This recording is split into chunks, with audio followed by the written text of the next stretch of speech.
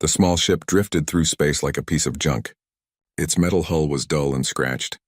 The engines looked old and weak. To anyone watching, it seemed like a relic from a forgotten time. Captain Zarthek of the Zephyrian Imperial Fleet stared at the scanner readings with disgust. His massive crystalline body gleamed under the bridge lights as he turned to his crew. Standing 9 feet tall with skin like living diamond, he was a fearsome sight. His forearms moved with deadly grace as he pointed at the screen. "What is that pathetic thing?" he asked. His voice rumbled like distant thunder. Lieutenant Morden checked the readings again. "It appears to be a primitive vessel, Captain. Basic fusion drive, metal construction. Our sensors show one life form aboard." Zarthek laughed. The sound was sharp and cruel. "One life form? In that garbage? Signal the fleet. We have found something amusing for the Emperor." The Zephyrian fleet was magnificent. Thousands of ships stretched across space like a glittering army. Each vessel was the size of a small city. Their hulls were made of living crystal that could repair itself. Their weapons could crack planets in half. They had conquered 40,000 star systems with this fleet. The small ship did not try to run. It did not fight back. It simply waited as the massive dreadnought moved closer. Tractor beams reached out and grabbed the tiny vessel like a giant hand picking up a toy. Inside the small ship, Marcus Chen sat calmly in his pilot seat. He was 67 years old with gray hair and weathered hands. His brown eyes watched the alien ship through his viewport. He had expected this moment for a long time. Marcus wore a simple blue jumpsuit. No armor, no weapons. He looked like an ordinary old man on a peaceful journey. But his eyes held something deeper. They were the eyes of someone who had seen war and death and victory. The airlock hissed open. 6 Zephyrian soldiers stomped inside. Their crystal armor clanked with each step. Energy weapons hummed in their 4 hands. They looked around the small ship with obvious contempt. "Primitive," one soldier said. "Look at these controls. They use physical buttons and switches." Another soldier laughed. "And the life support system. It is so crude. How does this creature even breathe in here?" Marcus stood up slowly. He raised his hands to show he was not armed. The soldiers surrounded him, their weapons trained on his chest. Up close, they were even more terrifying. Their faces were like living gems with burning eyes. "I am Marcus Chen," he said in a calm voice. "I come in peace." The lead soldier grabbed Marcus with 2 of his massive arms. The grip was strong enough to crush bones, but Marcus did not cry out. He had felt worse pain before. "Peace?" The soldier laughed. "You will learn what peace means when you serve the Empire." They dragged Marcus through the corridors of the dreadnought. The ship was enormous. The walls were made of the same living crystal as the soldiers' skin. Strange lights pulsed through the material like veins. The air smelled of ozone and metal. Other crew members stopped to stare at Marcus. They pointed and laughed. Some took pictures with devices that floated in the air. To them, he was a curiosity, a primitive creature from the edge of space. "Look how small it is," one alien said. "This one had tentacles instead of arms and skin like wet leather." "And so fragile," said another. "This creature looked like a giant insect with too many eyes. One squeeze and it would break." Marcus listened to their comments without reaction. He studied each species carefully. He memorized their faces and their positions, old habits from his military days. Know your enemy. Count their numbers. Find their weaknesses. The throne room was vast. The ceiling stretched up into darkness. Hundreds of aliens from dozens of species stood around the edges. They were all part of the Empire now, all servants of the Zephyrian Emperor. Emperor Vexthul sat on a throne made of black crystal. He was even larger than his soldiers. His body glowed with inner light. Crown-like spikes grew from his head. When he spoke, his voice filled the entire room. "So this is what we found at the edge of our territory," the Emperor said. He leaned forward to get a better look at Marcus. A single creature in a dying ship. How pathetic, the crowd laughed. The sound echoed off the crystal walls like breaking glass. "What species are you, little creature?" Vexthul asked. "I am human," Marcus replied. "From a planet called Earth." "Human." The Emperor repeated the word slowly. "I have never heard of this species, or this Earth. Where is your homeworld, human?" Marcus gave him the coordinates. Several aliens checked their star charts. They whispered among themselves. "It is far from here," one advisor said, "in an unexplored region. The planet appears to be inhabited but primitive." Emperor Vexthul smiled. His teeth were like sharpened diamonds. "Primitive? Yes, I can see that. Look at this creature's clothing. Its weak body. Its simple technology. He stood up from his throne. Even at a distance, Marcus could feel the heat from the Emperor's glowing skin. Tell me, human, Vexthul said. What brings you so far from your little world? Are you lost? I am an explorer, Marcus said. We sent out ships to learn about the galaxy. This caused another wave of laughter from the crowd. An explorer? The Emperor mocked. In that broken ship? With no weapons? No shields? You are either very brave or very stupid. Perhaps both, Marcus said with a slight smile. The Emperor's eyes flashed with anger. He did not like being mocked by a primitive creature. You find this amusing? Vexthul roared. Do you know who I am? I am the ruler of 40,000 worlds. My fleets have conquered species far more advanced than your pathetic humans could ever dream of becoming. Marcus nodded politely. I can see you have built a great empire. Built? No, human, I took it. I conquered it. Just as I will conquer your Earth. The Emperor's voice grew louder with each word. Your species will make excellent slaves. Small and weak enough to work in tight spaces. Smart enough to be useful. The crowd cheered at this announcement. They loved it when the Emperor claimed new worlds for the Empire. Marcus remained calm. His face showed no fear or anger. He simply watched and listened. You have nothing to say about this? Vexthul demanded. No pleas for mercy?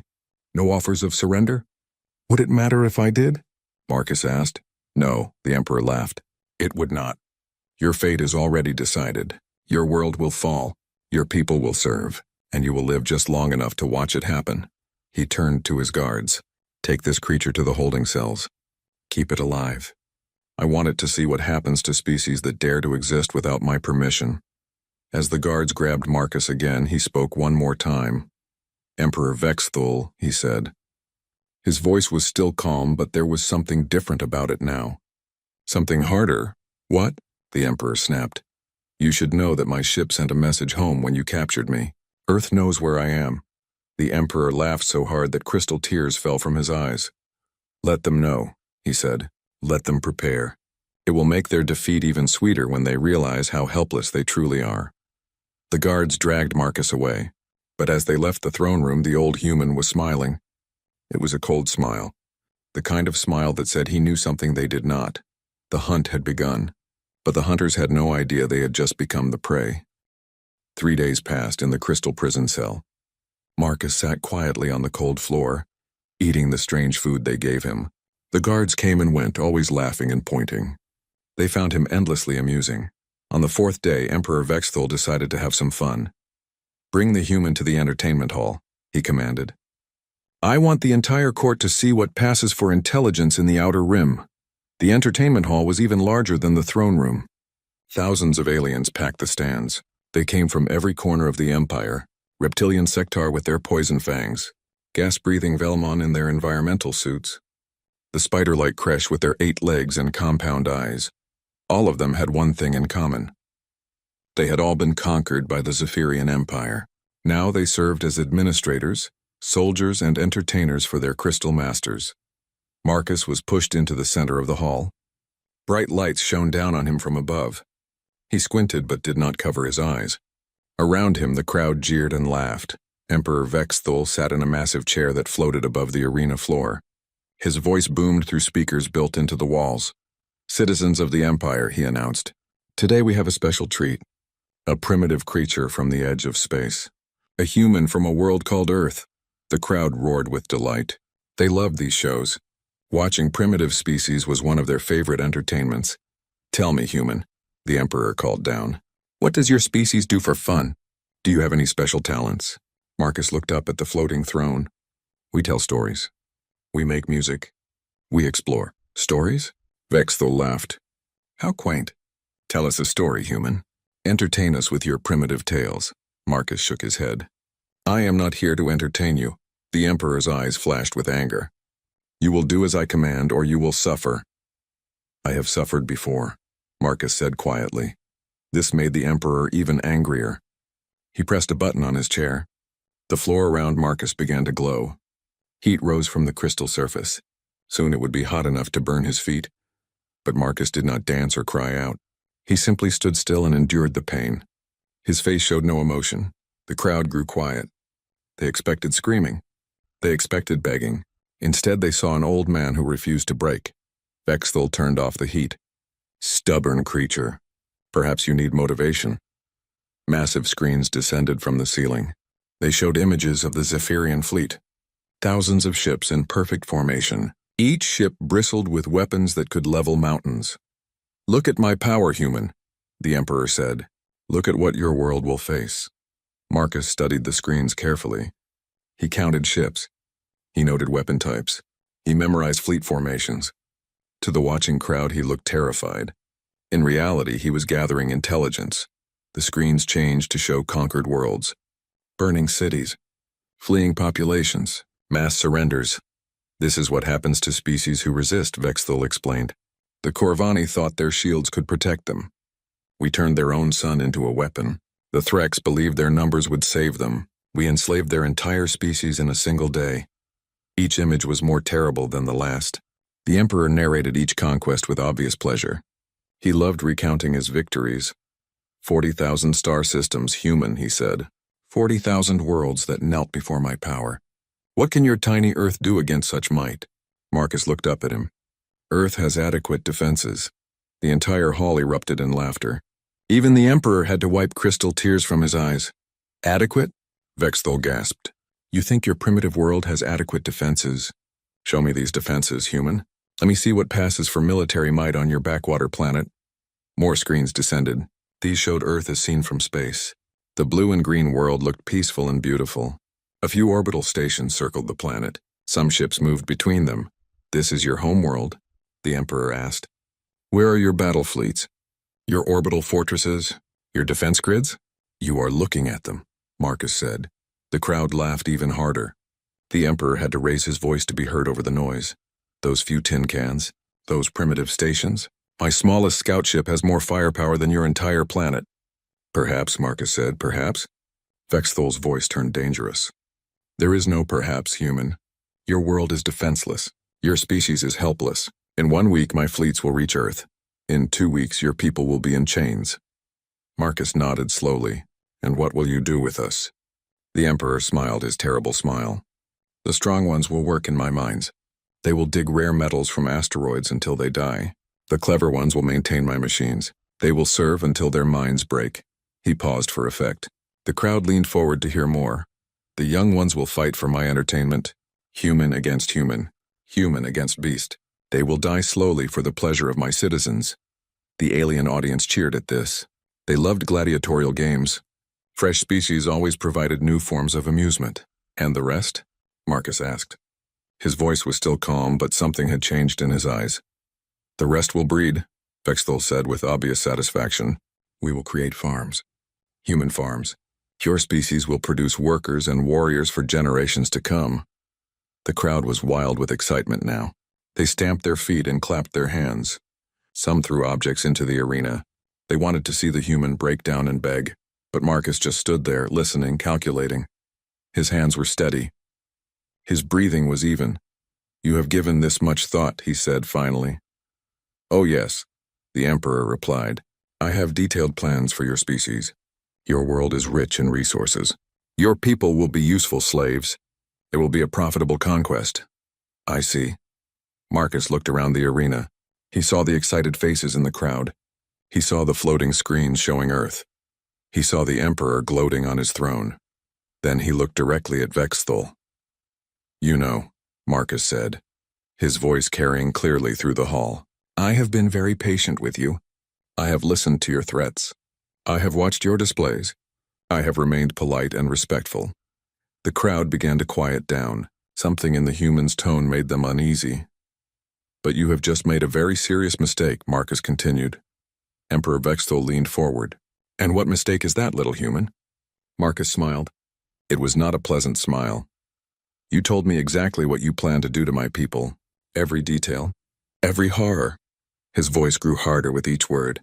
You described how you will enslave children, how you will torture the innocent, how you will destroy everything I have sworn to protect. The hall was completely silent now. Even the Emperor seemed to sense that something had changed. You want to know what Earth's defenses are? Marcus asked. His voice echoed off the crystal walls. You want to see what humans do when someone threatens their families? He took a step forward. The guards raised their weapons, but the Emperor held up a hand to stop them. What are you saying, human? Vexthul demanded. Marcus looked up at the floating throne. His eyes were no longer those of a helpless prisoner. They were the eyes of a predator. I am saying that you have made a declaration of war against the human race. You have threatened genocide against my species. His voice grew cold as ice. And there is something you should know about humans, Emperor. What? Vexthul whispered. Marcus smiled his terrible smile. We do not forgive. We do not forget. And we never ever lose. The silence in the great hall stretched like a held breath. Thousands of aliens stared down at the small human standing alone in the center of the arena. Emperor Vexthul gripped the arms of his floating throne, his crystal fingers leaving deep scratches in the metal. You threaten me? The Emperor's voice boomed. You dare to threaten the ruler of 40,000 worlds? Marcus shook his head slowly. I do not threaten, Emperor. I simply tell you the truth. You declared war on humanity. Now you will discover what that means. The crowd began to stir. Some aliens laughed nervously. Others muttered to their neighbors. They had seen many species brought before the Emperor. Most begged for mercy. Some tried to fight. None had ever spoken like this human. Truth? Vexthul snarled. The truth is that you are a weak creature from a primitive world. The truth is that your entire species could not scratch the hull of one of my ships. Perhaps, Marcus said again. That word seemed to infuriate the Emperor more than any insult could have. He slammed his fist on his throne. Stop saying perhaps. Stop pretending you have power. You have seen my fleets. You have seen what I can do. Your world has no defenses. Your people have no weapons. You are helpless. Marcus looked up at him with calm eyes. Emperor, may I ask you a question? What? Vexthul snapped. In all your conquests and all your wars, have you ever fought a species that chose to hide? The Emperor paused. The question was not what he expected, hide. What do you mean? I mean a species that had the power to reveal itself but chose to remain hidden. A species that watched you from the shadows and learned everything about you before you even knew they existed. Vexthul's eyes narrowed. No species hides from the Empire. When we find them, they surrender or they die. Exactly. Marcus nodded. You find them. But what if you didn't find them? What if they found you? The Emperor's advisor, a thin creature with gray skin and large black eyes, leaned close to whisper in his ear. Marcus could not hear the words, but he saw the advisor's worried expression. My intelligence officer reminds me, Vexthul said slowly, that your ship appeared at the edge of our territory, far from any known hyperspace route. How did you get there, human? We traveled from Earth, Marcus replied simply. That would take thousands of years with your primitive engines, the advisor said out loud. The journey is impossible, Marcus smiled. Impossible?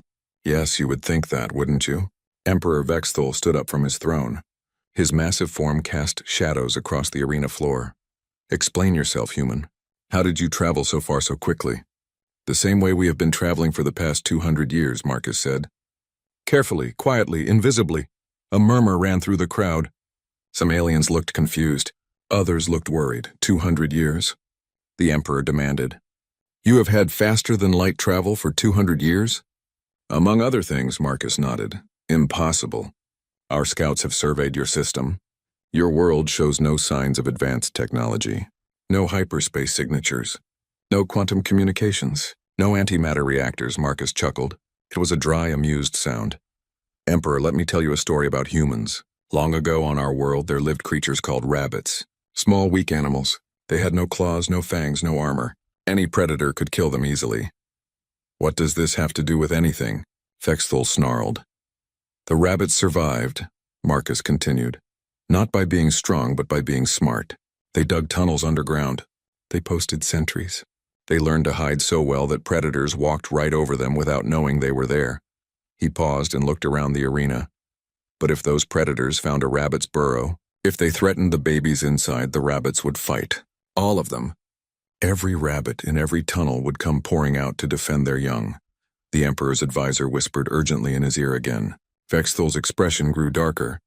You are saying that humans are like these rabbits? He asked.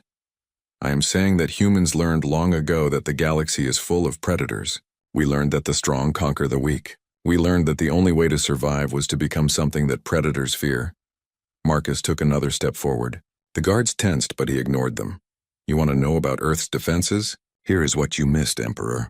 Every primitive satellite around our world is actually a sensor array more advanced than anything in your fleet. Every simple ship carries weapons that can crack moons in half. The crowd was completely silent now.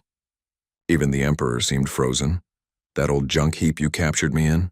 Its hull is made of metamaterials that can bend energy and matter around itself. Its engines use principles of physics your scientists haven't discovered yet. Its computer systems have been recording everything about your ship since the moment you brought me aboard. Vexthal's eyes went wide. Recording what? Everything, Marcus said softly. Your ship's design, your weapon signatures, your crew's biology, your communication frequencies, your tactical formations. He smiled, that cold smile again. Did you really think we would send a helpless explorer into unknown space? Did you think we would risk first contact with nothing but hope and good intentions? The Emperor's throne began to descend toward the arena floor. Vexthal wanted to look the human in the eye. You are a spy, he accused. I am a soldier, Marcus corrected. A very old soldier who has been preparing for this day his entire life. Preparing for what day? The day someone threatened to enslave humanity. Marcus's voice grew hard as steel. The day someone talked about breeding farms and gladiatorial games. The day someone declared war on Earth. Emperor Vexthal landed on the arena floor. Up close, he towered over the small human. His crystal skin glowed with inner fire. His 4 arms flexed with enough strength to crush stone. Even if everything you say is true, he growled, you are still one man. I have millions of soldiers. I have thousands of ships. I have conquered galaxies. Marcus looked up at him without flinching. You want to know the difference between your species and mine, Emperor? What difference? When your people conquered worlds, you did it for resources, for territory, for glory. Marcus's voice carried to every corner of the silent hall. When humans fight, we fight for survival. And a human fighting for survival is the most dangerous thing in the universe. The Emperor raised one massive fist. You speak of danger? I could crush you like an insect. Yes, Marcus agreed. You could, but that would not save you from what is coming. What is coming? Vexthal demanded. Marcus looked around the arena one last time. He saw the thousands of aliens watching from the stands. He saw the Emperor's guards with their weapons ready. He saw the screen still showing images of Earth hanging peacefully in space. Then he looked directly into Emperor Vexthal's burning eyes.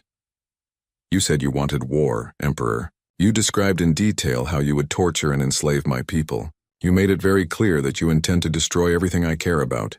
His voice grew quiet, but somehow it filled the entire hall. So let me make something very clear to you. You want war. Marcus paused. The silence was deafening. We will give you war. The temperature in the hall seemed to drop 10 degrees. Emperor Vexthal stepped back involuntarily. Something in the human's voice, something in his eyes sent ice through the crystal veins of every Zephyrian in the room. For the first time in his long reign, Emperor Vexthal felt afraid. Emperor Vexthal stared down at the human for long moments. The arena remained silent. Finally, he threw back his massive head and laughed. The sound echoed off the crystal walls like breaking glass. War, he roared. This creature speaks of war. Guards, show this delusional primitive what real power looks like. The arena floor began to shift and change. Holograms appeared in the air above Marcus. They showed the true size of the Zephyrian fleet. Not thousands of ships, but millions. Each vessel was a masterpiece of destruction, bristling with weapons that could sterilize entire continents. Look at this, human, Vexthal commanded. My fleet spans 3 galaxies. My soldiers number in the trillions. I have weapons that can ignite suns and crack planets like eggs. Marcus studied the displays carefully. He nodded as if impressed. Very impressive, he said. You have built a magnificent war machine. Built? The Emperor's laugh turned harsh. I conquered every piece of it. Every ship was taken from a defeated enemy. Every weapon was stolen from a fallen civilization. That is how empires are born, human. Through strength and conquest. I understand, Marcus replied. You scavenge. You take what others create and claim it as your own. Vexthal's eyes flashed with rage. I am a conqueror, not a scavenger. What is the difference? Marcus asked mildly. You find weaker species and steal their technology. You force their scientists to work for you. You add their ships to your fleet. He paused. But you never actually create anything yourself, do you? The Emperor's crystal fists clenched. We create fear. We create order. We create peace through strength. You create slavery, Marcus corrected. There is a difference. Enough philosophy, Vexthul snarled. You speak as if your pathetic species could challenge my empire. You have seen my power. What could your primitive world possibly do against me? Marcus was quiet for a moment. When he spoke again, his voice was thoughtful. Emperor, do you know what humans call your empire? What? The question caught Vexthul off guard. The scavenger fleet. We have been watching you for 2 centuries, remember? We know how you operate. You find isolated worlds with useful technology. You overwhelm them with numbers. You steal everything valuable and move on. The Emperor's advisor leaned forward nervously. Sire, perhaps we should verify this human's claims. If Earth has been watching us, silence. Vexthul roared. He turned back to Marcus. Even if you have been watching, what could you learn? What could your primitive minds understand about superior technology? Marcus smiled. Everything. He began to walk slowly around the arena floor. The guards tracked him with their weapons, but he ignored them.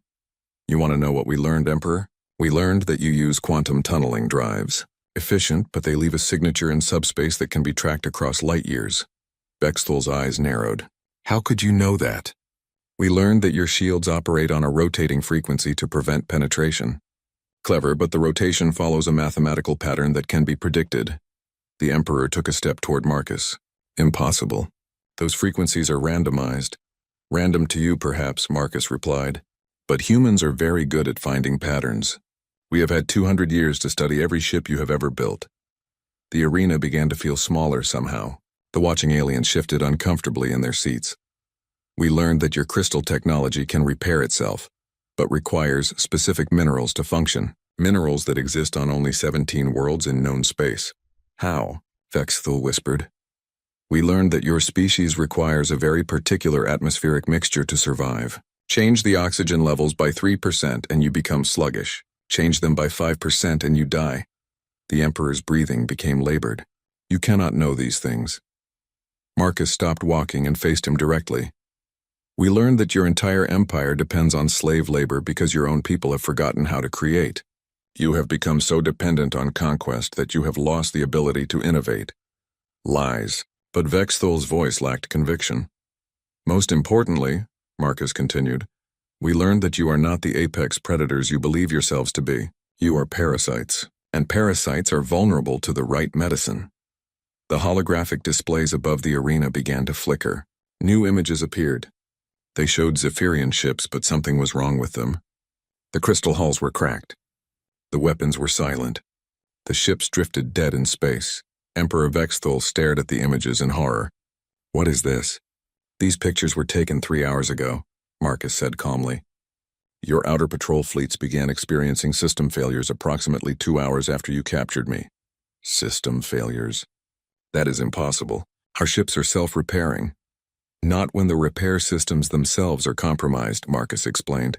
You see, those 47 meteor showers that have passed through your territory over the past decade? The ones your scientists dismissed as cosmic debris? The Emperor's advisor gasped. The phantom meteors. But we scanned them. They were just ice and rock. Ice and rock on the outside, Marcus agreed. But inside each one was a small device. A very patient device that waited until it received the proper signal. The blood drained from Vexthul's crystal face. What kind of device? A virus, Marcus said simply. Not a biological virus. A technological one, designed specifically to target crystal-based computer systems. The holographic displays showed more images. Entire Zephyrian fleets floating helpless in space. Orbital stations going dark. Planetary defense grids shutting down. You infected our entire fleet? Vexthul's voice was barely a whisper. Not infected, Marcus corrected. We gave them a choice. Surrender peacefully or face the consequences. What consequences? Marcus gestured to the displays. Those ships' life support systems will fail in 6 hours unless they receive the neutralization code. Their crews will have to choose between surrender and suffocation. Emperor Vexthul stumbled backward. His massive form shook with rage and fear. You planned this, all of it. Your capture, your ship, everything. Of course we planned it, Marcus replied. Did you think we would leave first contact to chance? Did you think we would risk the safety of our species on luck? But your ship, your primitive appearance, all part of the plan. We needed to get close to your command structure. We needed you to underestimate us completely. Marcus looked around the arena. We needed you to reveal your true intentions toward humanity. You recorded everything, Vextol realized, every word, every threat, every detail of your plans for enslavement and genocide. Marcus's voice grew cold. The entire galaxy will know what kind of monster rules this empire. The Emperor raised his fist to strike the human down, but alarms began blaring throughout the ship. Red lights flashed. Emergency announcements echoed through the corridors. Sire, an officer burst into the arena. The fleet is under attack. Ships are going dark across all sectors. Vextol spun toward the officer. Attack? By whom? Unknown vessels, sire. They appeared out of nowhere. Our sensors cannot lock onto them. Marcus nodded approvingly. Stealth technology? Another thing we learned while you were busy conquering primitives. The Emperor turned back to Marcus with murder in his eyes. Recall your ships! Stop this attack. I cannot, Marcus said simply. What do you mean you cannot? Marcus looked up at the Emperor with eyes like winter ice. I am not their commander, Vexthul. I am their messenger. And the message has been delivered. The Great Hall erupted into chaos.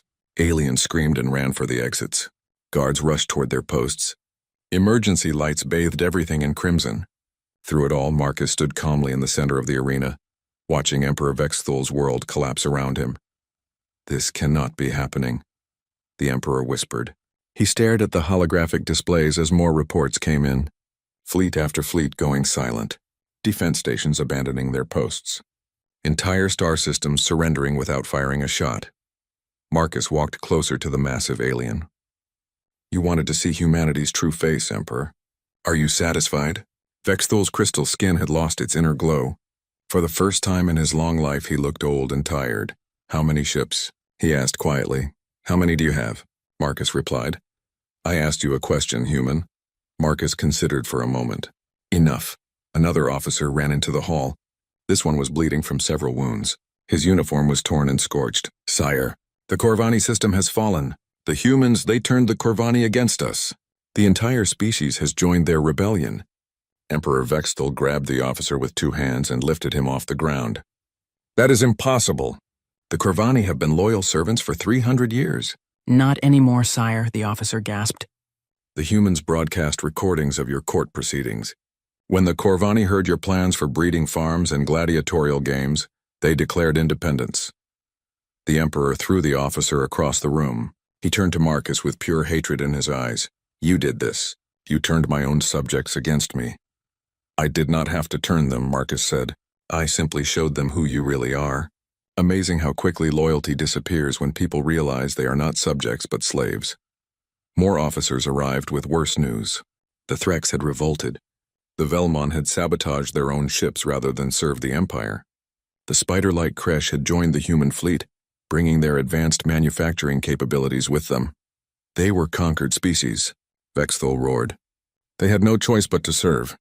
Everyone has a choice, Marcus replied. You simply never gave them hope that resistance was possible. We gave them that hope. The Emperor's advisor crawled closer on his hands and knees. His gray skin was pale with terror. Sire, we must evacuate. The human fleet has broken through our outer defenses. They will be here within hours. Evacuate? Vexthul laughed bitterly. Evacuate to where? You heard the reports? They are everywhere at once. How is that possible? Marcus answered with obvious satisfaction. Because we are not like you, Emperor. We do not conquer and move on. We liberate and stay to help. What does that mean? It means that every species you have oppressed for centuries is now fighting alongside us. It means your empire is not facing one enemy, but hundreds. It means you are outnumbered by your own former slaves. Through the crystal walls, they could see explosions in space. The orbital defense platforms were falling one by one. Ships tried to flee but found their escape routes blocked by vessels they did not recognize. Those are human ships, Vexthul observed. His voice was flat and defeated. Some of them, Marcus agreed. Others belong to species you thought you had broken. The Corvani brought their energy shields. The Threx contributed their swarm tactics. The Velmon shared their cloaking technology. And the humans? Marcus smiled. We brought the coordination. We brought the strategy. We brought the will to see this through to the end. Emperor Vexthul sank to his knees on the arena floor. The mighty conqueror of 40,000 worlds looked broken and small, What do you want? He whispered. Unconditional surrender, Marcus said without hesitation. Complete disarmament of your military forces. Immediate freedom for all enslaved species. Reparations for 3 centuries of exploitation. And if I refuse? Then this war continues until your empire is nothing but space dust and bad memories. The Emperor looked up at him with desperate eyes. You would commit genocide? You would wipe out an entire species? Marcus's expression hardened. You threatened to breed my people like animals. You planned to force our children to fight for your entertainment. You described in detail how you would torture and enslave everyone I have ever cared about. He leaned closer to the kneeling Emperor. But unlike you, we do not wage war against civilians. We do not target the innocent. When your military surrenders, the killing stops. You would spare my people? Your soldiers will be disarmed and returned home. Your civilians will be protected and allowed to rebuild their society. Your leaders will face trial for their crimes. Vexthul laughed bitterly. A trial? You mean execution? I mean justice, Marcus corrected. Something your empire has never known. The arena shook as explosions grew closer. Through the walls they could see human ships approaching the flagship. These vessels were nothing like the primitive craft that had been captured days earlier. They were sleek predators that moved through space like hunting sharks. Your ships, the Emperor observed. They are beautiful. They are functional, Marcus replied. Built for war but hoping for peace. How did you hide them for so long? The same way we hid everything else. We learned that the galaxy is full of predators, so we became something that predators fear. We became the thing that hunts predators. The main doors to the arena burst open. Human soldiers poured through the entrance. They wore armor that seemed to absorb light. Their weapons hummed with barely contained energy. They moved with the precision of a military force that had trained for this moment their entire lives. Behind them came representatives of dozens of species, former slaves of the Empire now standing as equals alongside their human liberators. Emperor Vexthul watched his throne room fill with enemies and felt his empire die around him. I surrender, he said, quietly. Marcus nodded to the lead human officer. Admiral Torres, the Emperor, has agreed to unconditional surrender. Admiral Torres was a stern woman with gray hair and cold eyes. She looked down at the kneeling alien with obvious disgust. Emperor Vexthul, by the authority of the Galactic Liberation Alliance, I place you under arrest for crimes against sentient life. As the crystal restraints closed around his wrists, Vexthul looked at Marcus one last time. I underestimated you, he said. Yes, Marcus agreed. You did. What happens now? Marcus looked around the arena. He saw human soldiers helping wounded aliens. He saw former enemies working together to secure the ship. He saw hope in faces that had known only despair for centuries. Now we build something better, he said. Something based on cooperation instead of conquest. Something your empire could never understand. What is that? Marcus smiled, and for the first time it was a warm smile instead of a cold one. Peace. As the Emperor was led away in chains, Marcus stood alone in the center of the arena. Around him, the sound of war was replaced by the sound of liberation. Species that had been enemies for centuries were learning to be allies. It would not be easy. There would be challenges and setbacks. Some worlds would resist change. Others would struggle to adapt to freedom. But for the first time in 300 years, the galaxy had hope. And sometimes, hope was enough to change everything. The old soldier looked up at the crystal ceiling one last time. Then he walked toward the exit, ready to help build the peace his war had made possible. The hunt was over. The real work could begin.